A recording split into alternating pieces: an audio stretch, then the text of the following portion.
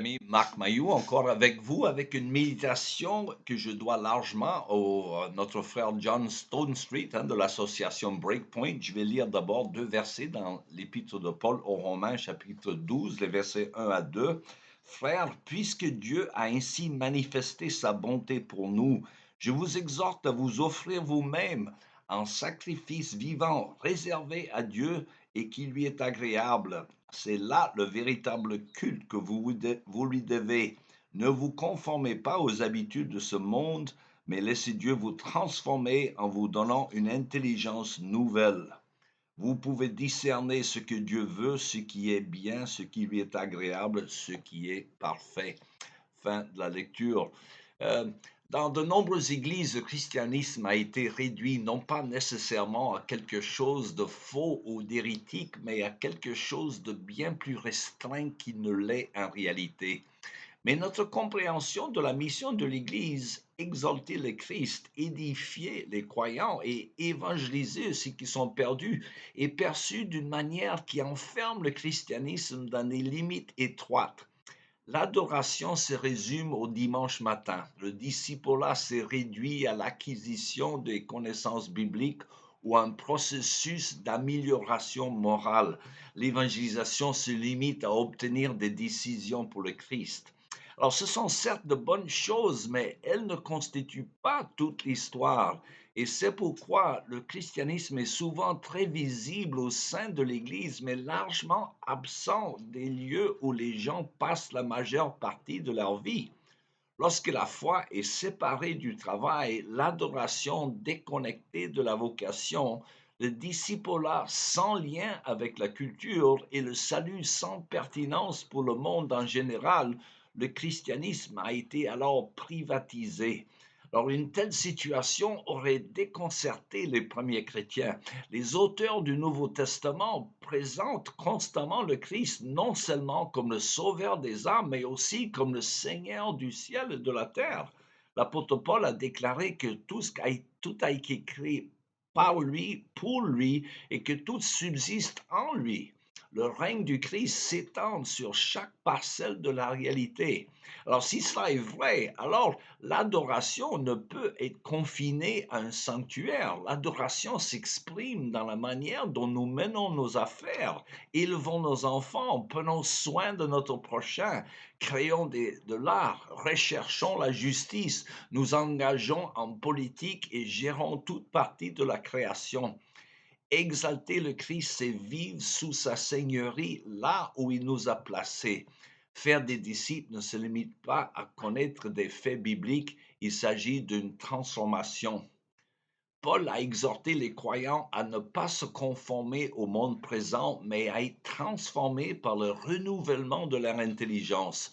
Alors ce type de formation remodèle non seulement notre pensée sur la Bible, mais aussi notre compréhension de la réalité elle-même. Elle nous apprend à voir le monde à travers le prisme du royaume de Dieu et à considérer le royaume de Dieu comme la réalité fondamentale du monde dans lequel nous vivons.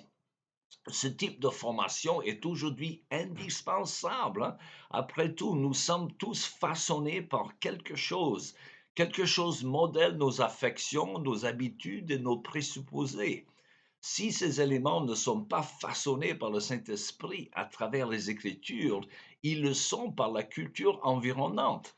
Un chrétien qui comprend la justification, mais envisage la sexualité, l'identité, le travail, la technologie, la politique ou l'épanouissement humain en termes essentiellement séculiers, il n'a pas encore été pleinement formé.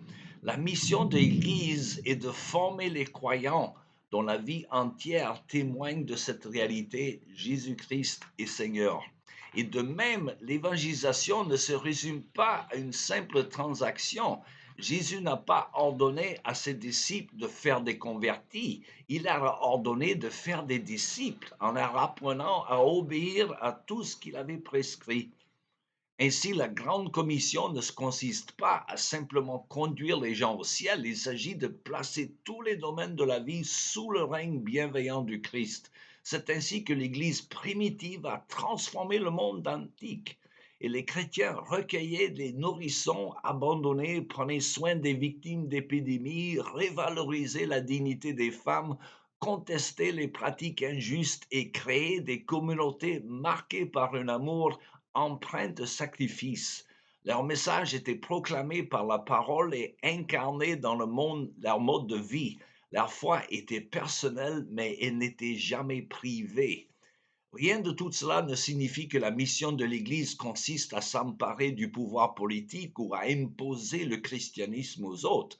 Loin de là, les chrétiens sont appelés à proposer et non à imposer. L'objectif n'est pas la domination, mais la fidélité. Notre tâche n'est pas de contrôler, mais de témoigner.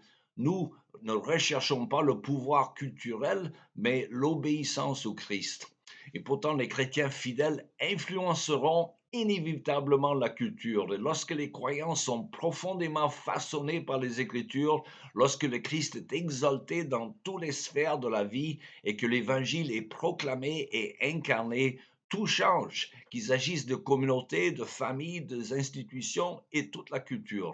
Non pas parce que la transformation culturelle constitue la mission elle-même, mais parce qu'elle est souvent le fruit, ce dont l'Église a besoin. Ce n'est pas d'une nouvelle stratégie, mais de retrouver une vision du royaume de Dieu. Il faut apprendre donc à mieux connaître la foi et le monde qui nous entoure, mais aussi à voir toute la vie sous l'angle du royaume du Christ et à y vivre fidèlement, car l'Église a besoin de plus que de simples croyants informés, elle a besoin des croyants formés, des hommes et des femmes prêts à suivre fidèlement le Christ où qu'il les a appelés et placés. Voilà, c'est tout le temps qui me reste pour aujourd'hui. Il me reste que vous souhaiter une bonne journée et à la prochaine.